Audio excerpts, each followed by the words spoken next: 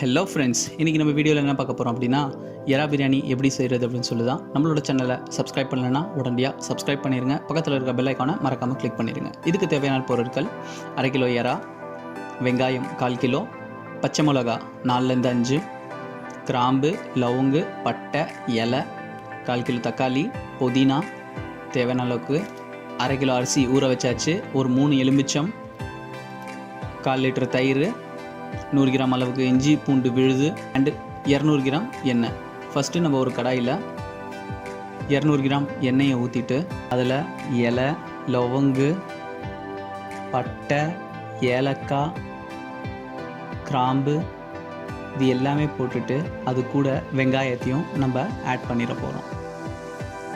இது மொத்த வெங்காயத்தையும் நம்ம இதில் நம்ம போட்டுட்டு இது நல்லா வதக்க விட போகிறோம். வெங்காயம் நல்லா வதங்கிட்டே இருக்க போது அந்த சைட் பை சைடில் நம்ம இன்னொரு பாத்திரத்தில் அரிசியை வேக வைக்கிறதுக்காக நம்ம தண்ணியை ஆட் பண்ணிடலாம். இப்போது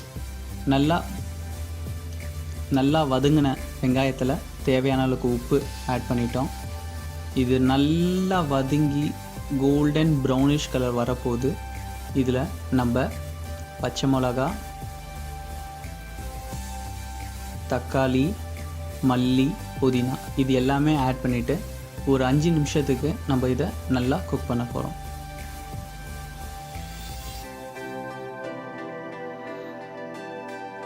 இது நல்லா குக்கான உடனே இதில் எறாவை ஆட் பண்ணிவிட்டு ஒரு 5லேருந்து 10 நிமிஷம் இதை நம்ம அப்படியே விட்டுடலாம்.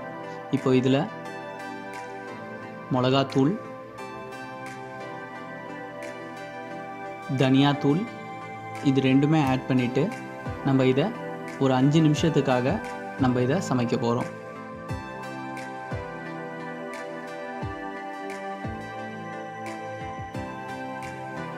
அந்த மீன்வைல் தண்ணி நல்லா கொதி வந்துருச்சு. இப்போது ஏற்கனவே நம்ம அரிசியை ஊற வச்சுருக்கோம் இல்லையா, அதை நம்ம ஆட் பண்ணிடலாம். நல்லா ஞாபகம் வச்சுக்கோங்க, அரை வேக்காடாக இருக்கணும். நம்ம இதை வடிகட்டுற தண்ணியை கீழே ஊற்றிடக்கூடாது. இது நம்ம கடைசியாக நம்ம யூஸ் பண்ண போகிறோம்.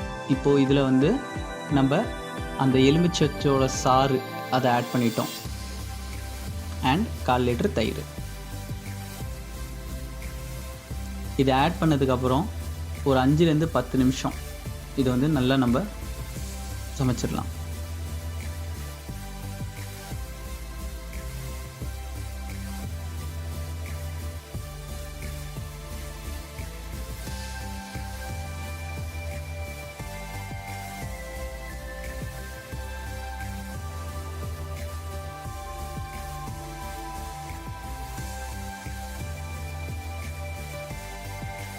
இதை நம்ம மூடி போட்டு க்ளோஸ் பண்ணிடலாம். இப்போ ஒரு 5 நிமிஷத்துக்கு அப்புறம் பார்த்திங்கன்னா இந்த அரிசியும் அரை வேக்காடாக நம்ம வடிகட்டியாச்சு. அந்த வடிகட்டின அரிசியை இந்த மசாலாவோட நம்ம ஆட் பண்ணிடலாம். இப்போ அந்த வடிகட்டணும் இல்லையா தண்ணி, அதில் ஒரு 100லேருந்து 150 ml அளவுக்கு தண்ணியை மட்டும் எடுத்து வச்சுக்கிட்டு அதில் உங்களுக்கு தேவைன்னா நீங்கள் எந்த கலர் வேணால் யூஸ் பண்ணிக்கலாம். அந்த கலரை ஆட் பண்ணிவிட்டு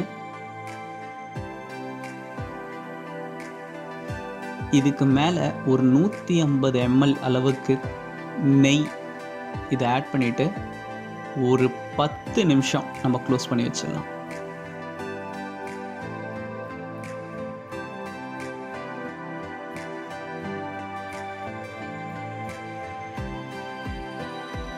ஒரு 10 நிமிஷத்துக்கு அப்புறம் இது நம்ம ஓப்பன் பண்ணி நல்லா மிக்ஸ் பண்ணிட்டோன்னா அருமையான ஒரு டேஸ்டியான எறா பிரியாணி ரெடி.